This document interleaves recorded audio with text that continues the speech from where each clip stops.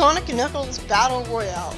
This is the first in the Super Sonic special variety of comic specials, but because of its two names, and only being uploaded to YouTube under the misleading name of Sonic & Knuckles, it's a bit confusing to find that way. Also, this story is interesting.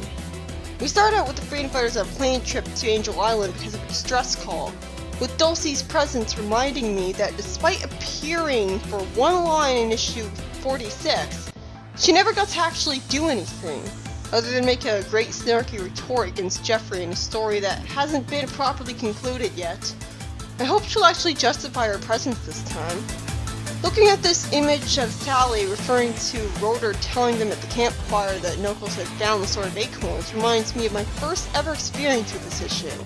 As I alluded to at the start of the video, I read this at the time of the Sonic & Knuckles special review from confusing the two stories because this story was called Sonic & Knuckles. And I was in absolute awe of the beautiful art of this panel. As a result, this issue served as a milestone for the comic. The point in which the artwork of the comic reached a level of excellence. Because you can really tell that this looks a lot better than when the comic was back in the Sonic & Knuckles adaptation. Although I think the comic always at least looked good. Aside from like Sonic looking weird occasionally. Anyways, Knuckles' radioed message, because he's fine with using radio transmission now, said that the island was under siege. It said that the Freedom Fighters had been searching for hours without finding any sign of a battle, and the minute Vector showed up and said dubiously that he was sent to send them packing without the sword, I immediately assumed that he and the rest of the Chaotix had been brainwashed. Again. Something's gotta be up. I kind of feel sorry for Knuckles here, as based on his past bad history with Sonic, Sonic just believes this right away and says that he can't be trusted. After a very pointless feeling fight that's completely unsatisfying to see, the Chaotix disappear with Archimedes' smoke and retreat. They cut to Knuckles spending time with the Chaotix, and I was very confused until finally Knuckles asked the Freedom Fighters why they had threatened him on the radio that they were coming there for a fight. Oh, so that's what's going on. The Chaotix aren't brainwashed, they're all just very, very gullible. And all at once fell for the trick without even questioning it at all. Not even Espio questioned it, and he's supposed to be the only sane man of the group. You know what, I think I would have liked the brainwashing thing better. Not to mention that if the Chaotix had thought this was the case, why didn't Vector just bring up the supposed threat in the first place instead of lying that they were sending him home without the Sword of Acorns? And if he wasn't lying about a battle with the island under siege being resolved off screen by the Sword of Acorns, that sounds really underwhelming, like I got cheated out of a story. Immediately, Tails confuses the heck out of me by saying, "We told you, you took too long to return the King's Sword and now you're gonna pay." And all the Freedom Fighters starting their pointless fight instead of the Freedom Fighters being confused at what Knuckles said and the conflict not happening at all. Are these even the real Freedom Fighters or just the anti-ones? I feel like I'm reading the Super Sonic vs. Hyper Knuckles special all over again. Sally asked why Knuckles had kept possession of the sword for over a month. What? But the king was stated to be in critical condition. They can't have him survive for that long. Charmy is promptly just as confused as I am, saying that Knuckles just got the sword, and Knuckles was going to hand it over any day, which isn't believed by Sonic. The Freedom Fighters all run away, and Sonic runs in a circle to create a tornado that I guess is meant to hide his friends, as Tails asks, "You think that convinced them?" And Sonic says that he can't wait for the real fun to start. So they basically goaded the Chaotix into expecting a fight instead of just asking them to fight. Instead of just asking them to do what they want them to do. The only explanation I can come up with is that Sonic thought it'd be more fun this way. You know, that he wants to have a fight with them just for fun. But it certainly wasn't a fun experience for a confused audience who had no idea what was going on. Why does the text blurb say, surprisingly? Why wouldn't the Chaotix be confused? Mighty points out that the Freedom Fighters barely put up a fight. And then Archimedes startles Knuckles by popping out of a cloud of smoke to warn him that things aren't what they seem. Can he teleport now? Well, I'd say that he should probably have just defeated Eggman with that teleportation power, but as Tails shown once when he became highly intelligent, as if he wasn't already, I don't think just going Tagman up front would allow you to make him, like... Before we can say anything, another pointless fight with the Freedom Fighters starts. Again, I have nothing to say about this fight because it's pointless. Aside from the fact that I hate how Charmy didn't react to Dulcie's line with unhappiness and being reminded that, at least as far as I know, Charmy never had a mother. After Sally picks up Archimedes threatening him after seeming to be on his side, I probably wonder what's going on, as Archimedes seems to have turned invisible while instructing Charmy to lure Dulcie to the princess and him. A huge explosion of fire happens, which for some reason doesn't kill anyone, or at least I'm assuming so because that would be too dark. And then Mammoth Mogul comes in, gloating that victory is his, mistreating his teammate and thus stupidly risking his loyalty when he's lucky anyone's working for him at all, and then giving an explanation as to why he had retreated earlier. He let them think they had an easy victory, not knowing that the true mission was to assess their skills and powers so that Mammoth could properly exploit what he learned, fighting more intelligently. Except that Mammoth Mogul is so damn powerful, he shouldn't need to do that. He should just snap his fingers and they all get defeated. Doesn't he have infinite power because he has the Chaos Emerald? Mammoth starts talking about his plans even though his team must already know about them. So he's only really explaining this for the audience. As he had watched Knuckles contact the Freedom Fighters through a very conveniently placed invisible floating camera, I assume, he had realized that together the Freedom Fighters and the Chaotix would thwart his plans. Because of that, Mogul had used magical psychic abilities to alter reality, so that both teams would be watching images generated by his thought waves. Okay, if they were fighting mirror images, how did those non-existent images land a single hit on them? Or get hit themselves? Just like with the illusion powers of Merlin Prower. If they're tangible, they're not illusions. Oh, okay, it's actually explained this time. Mogul had created illusions of the Fearsome Foursome as members of the Freedom Fighters and then the Chaotix in order to make the two teams mistrust each other so that they couldn't band against him. That explains why the illusions were tangible then. They were really there, but looks were deceiving. That's actually a pretty brilliant plan. Fortunately, all of the heroes show up teamed up together, and it's explained that Sally and Archimedes both got really suspicious, being the respective common sense brains of the group. And believing that the real enemy would be watching, they put on a little performance to cover their plan, which was what Sally grabbing him was. I kinda suspected that, making them think that they'd all been vaporized by a giant fiery explosion. Oh, Archimedes used telepathy, he didn't turn invisible. Hard to tell with the comic. I should have figured from the way his text boxes looked.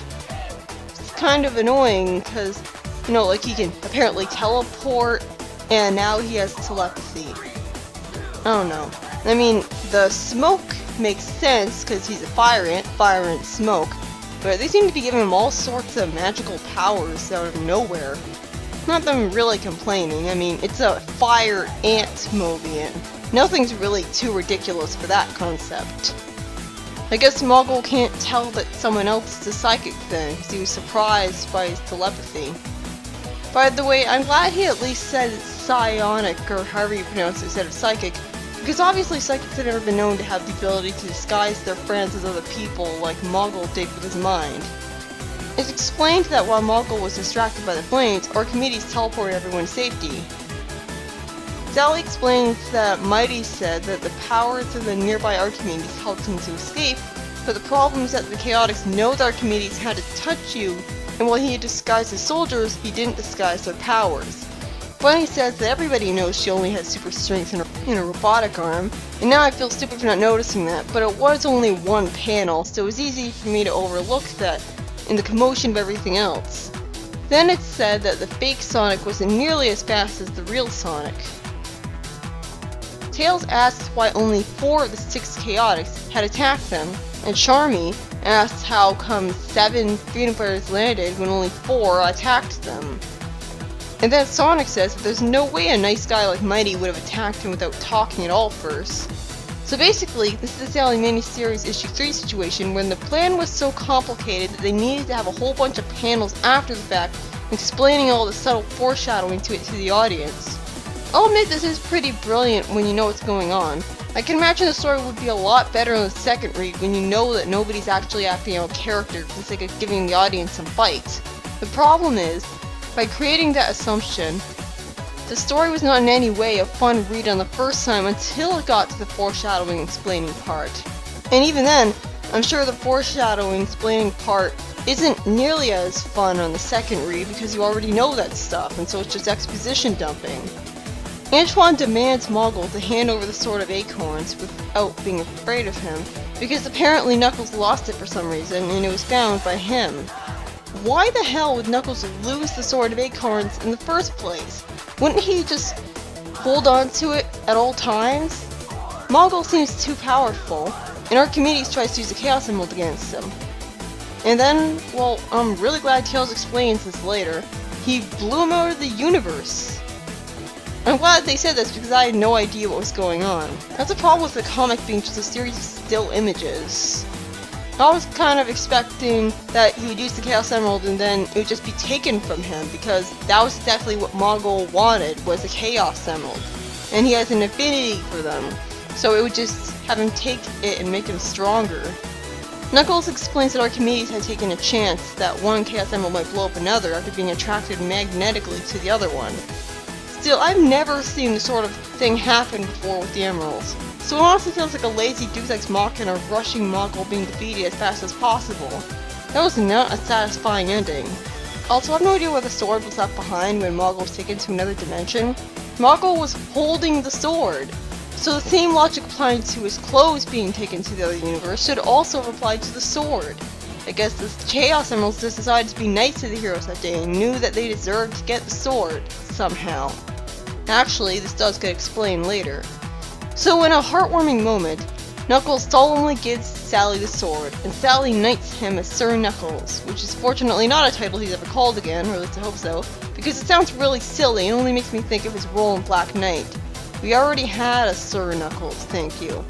Granted, it was a lot later in the series' history. The Freedom Fighters return to Knot Hole with sun setting, and while Text Blurb irritatingly spoils the fact that a surprise is waiting for them in the Secret Sanctuary, Sally tells Rhoda to contact Uncle Chuck because she's certain that with his help, they'll be able to retrieve the Crown of Acorns, and says that she'll start her research in her hut with Nicole. For some strange reason, now the king is uncrystallized, but immediately makes me suspicious by acting like a snob, not looking at her, and asking what's become of her regal bearing for no reason. Completely oblivious to the fact that by knighting Knuckles earlier, she actually had acting like a royal figure. So, what's the no royal bearing thing? Really, the only thing King Acorn leaped out the sky is that he remembered to say, "My dear Sally." I'm very suspicious right now, and I'm under the assumption that this isn't the real deal and they somehow possessed and impersonated King Acorn. Meanwhile, Moggle brags that he's manipulated every event, from his seeming ineptitude, which did confuse me since he was supposed to be smart, to his ultimate destruction. And he brags that he planned all this somehow from the start in order to keep everyone from knowing that he got away with the real Sword of Acorns. So he had a fake sword already there? Wait, so how was the fake sword shining when Sally ignited Knuckles with it?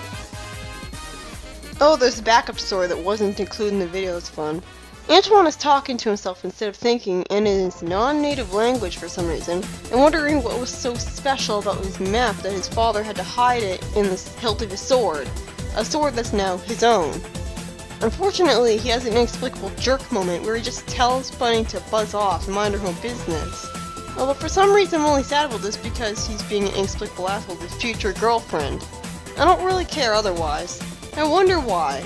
Anyways, after that out-of-character moment that's only attempted to be made up for, with Antoine saying apathetically that he'll apologize to Bunny later, he says that the map is long since outdated thanks to Robotnik changing the landscape of the area. Snively, on the other hand, is still at home without Eggman, so that's a refreshing change of pace. I guess he's still on that island after all. He then finds a map of a budding circle, whatever that is, and he uses a computer to conveniently tell him all about it, saying that nothing is safe where the Krudzu are concerned. Krudzu? At this point I misremembered that as being a name related to the Eve superintelligence, but sadly it's not. That would have been a little more interesting. After Snively sees a map with Robotropolis on it, we cut back to Antoine. We talked about how both maps, because he has two maps now, have one complete side. the X on the complete side being at a place called Budding Circle. Well, that's certainly a coincidence that both he and Snively have the same map. Antoine continues that the ground at Budding Circle couldn't take the strain of the metallic plants called the kudzu and collapsed into the earth. Oh! That's where I heard kudzu before. That's amazing, they're actually referencing that cool concept from all the way back in issue 1. I forgot that's what those plants were called because it was such a stupid name that didn't tell me anything. Antoine wonders if Eggman is hiding more of those metallic plants there. Hell, I hope so. I'd love to see that concept come back. He also wonders if the map would lead to the most powerful of power rings. I'm still wondering why the hell this map was found in the sword of Antoine's father. That's almost as bad as Uncle Chuck's map to Sonic's bronze baby shoes being found hidden in an underground hideout in Knothole that he hadn't even known existed at the time. Antoine decides rationally to go to his next destination alone. I guess because he's too egotistical and thinks he'd be fine, and also because he says that the south side of Robotropolis is a smelly sewer and so no one would go there. You know, except for robots, and Eggman since he apparently loves to smell toxic waste. So basically all of your enemies could be there. Great job. Antoine says that a tunnel leads straight to the city, and comes to the conclusion that telling anyone else would mean giving an incomplete report, and so he'd rather do this on his own. That's no excuse for getting himself in huge danger. Unfortunately, Bunny hadn't decided to spy on him and follow him to Robotropolis again, because he's making a huge mistake, and without him doing it for Tails to justify it this time. You'd think he'd be too cowardly to try this. And I'm guessing he's dressing up in that green hat and stuff just to look cool for an ego boost. We cut to Snively complaining about the south side of Robotropolis' smell, so he's already a more believable character than Robotnik is. And it's interestingly revealed that Snively had created some egg robos to be a part of his own personal army, and doesn't want them to be picked up on any seismographs of Eggman's. He fantasizes about potentially finding some kudzu seeds and sending them Eggman's way to eat everything he's built to the bone, including Robotropolis, right? Which Snively is living in? Well, he wouldn't send them to Robotropolis, but he said eat everything he's built, which would include Robotropolis. Antoine shows up in hiding, realizes that Snively has the other half of his map. Somehow. He finally decides to tell the others after lampshading how strange it would be for his father to have a map like this, but slips on some steel pipes and attracts attention to himself in the process. I was almost incensed at the idea that the story was just going to end there on a cliffhanger to be continued later, but fortunately the story continues in the same issue. Really, what is the point of having stories end in like part 1, part 2, as if it's a bunch of episodes of a TV show? After he nearly escapes into a sewers area and has some difficulty finding Uncle Chuck's locator because he has so many pockets, but promptly gets ambushed by some egg robos, showing a contrast between himself and Sonic as he says that while Sonic would say something snappy right now, he's too serious and tense at the moment to think of anything. Antoine gets his hands on a ring and wonders if it'll work for him like it does for Sonic. Why wouldn't it? Are rings selective? You'd think that since rings are so common, how they work would be common knowledge on Mobius. So why is he even asking this? He explains that the rings enhance a person's natural abilities if they're pure of heart. I never heard that before. I thought they just made you invincible. This sudden lore about the rings comes out of nowhere, but it at least serves to power up his strength enough so that his sword slices right through the egg robos. But I would have expected him to be able to do that anyways. And that's about all the badass moments he's allowed to get. Even then it's hardly too impressive. As immediately he gets chased by some more egg robos and only makes it because he somehow creates 2 holograms of himself going to different tunnels by reflecting light. I have no idea what's happening here.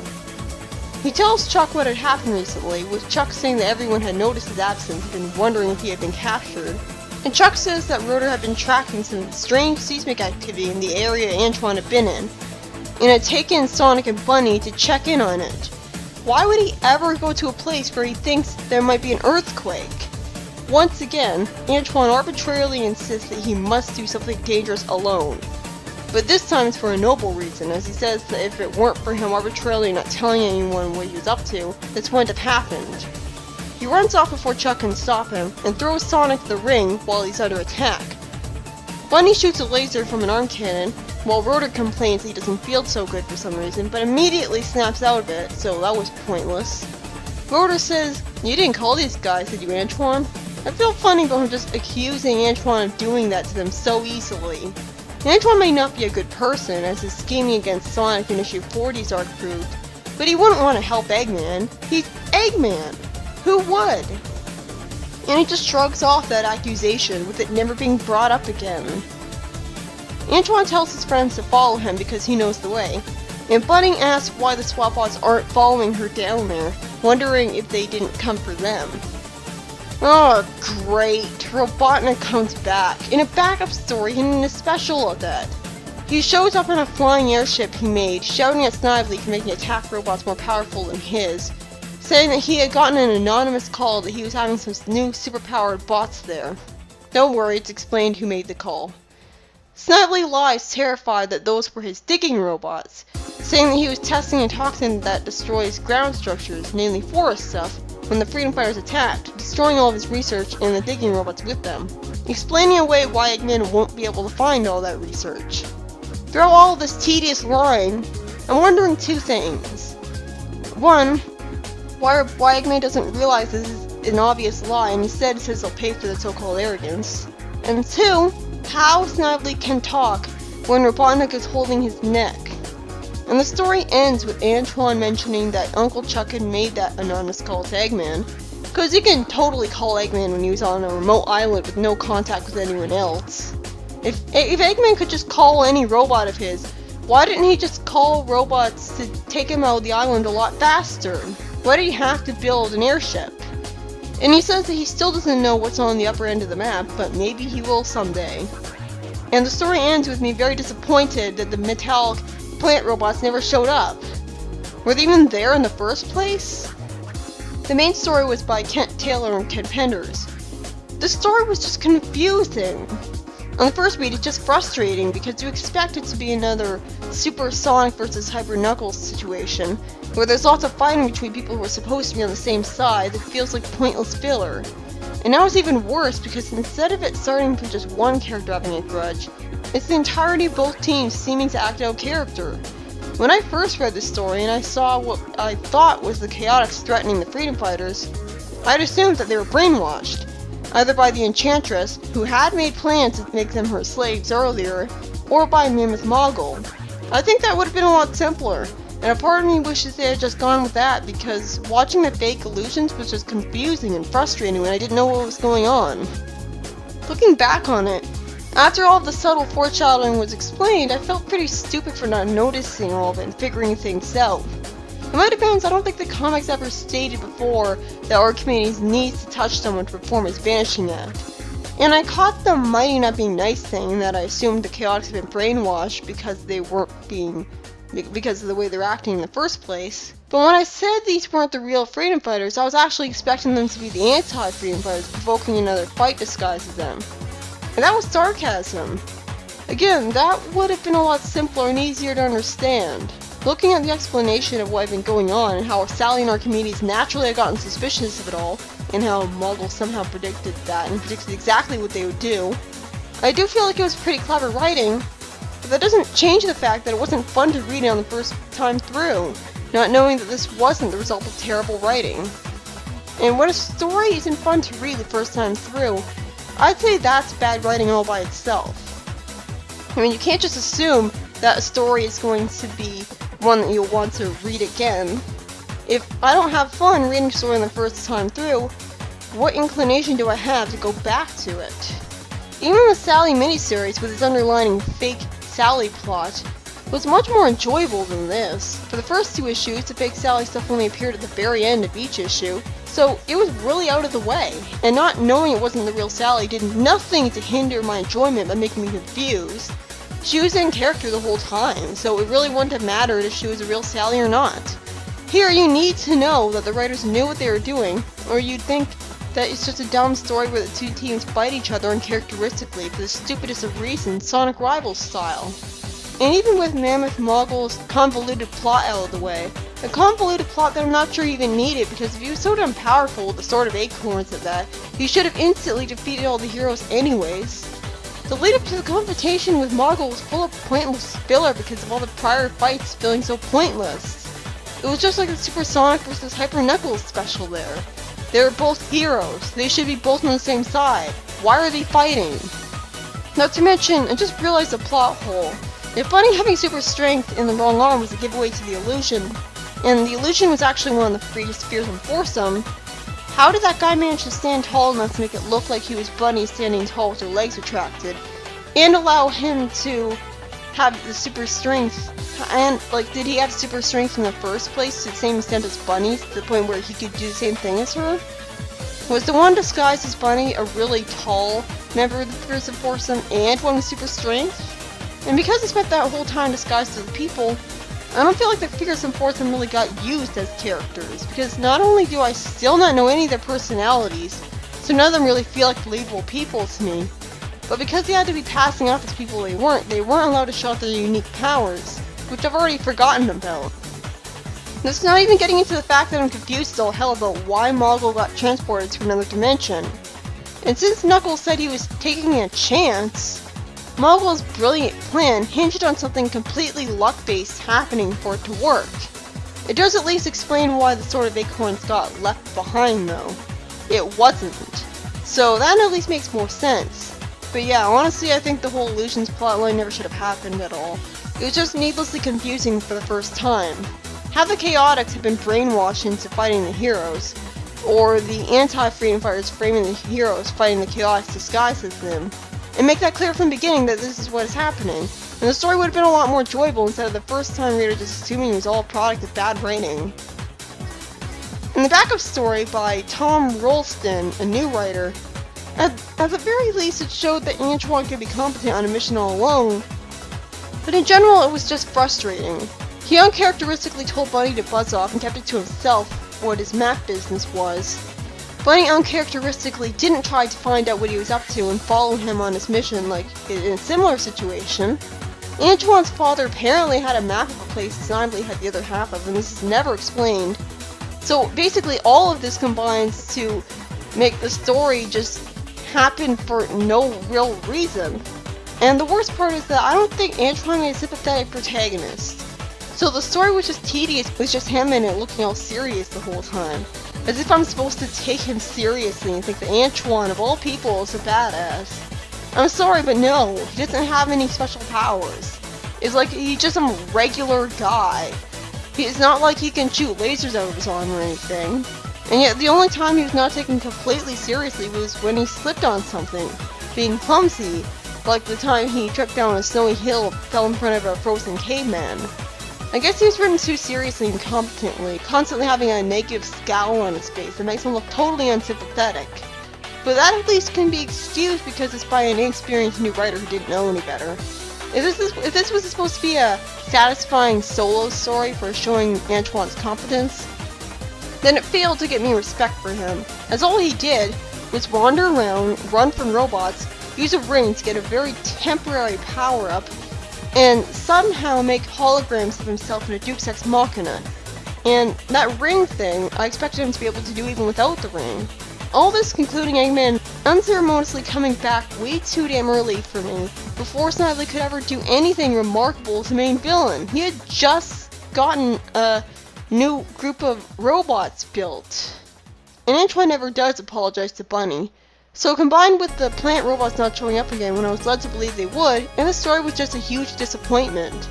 It wasn't another Antoine and Bunny story where Bunny would sneak along to protect him, and it wasn't a story about plant robots. It didn't even explain anything, it didn't even explain the origin of the maps, the whole reason the plot happened in the first place. So the maps just feel like they're dropped out of the sky and showed up purely for the sake of the plot, like that treasure map. In general, I didn't like this issue. The first story makes you think on the first read that it's just a terribly arbitrary excuse for two teams to fight, and even when you know what's going on, those fights still feel boring and unsatisfying. And the second story is just an annoying disappointment because Antoine isn't a sympathetic protagonist for it, and it sets up expectations that it never delivers on.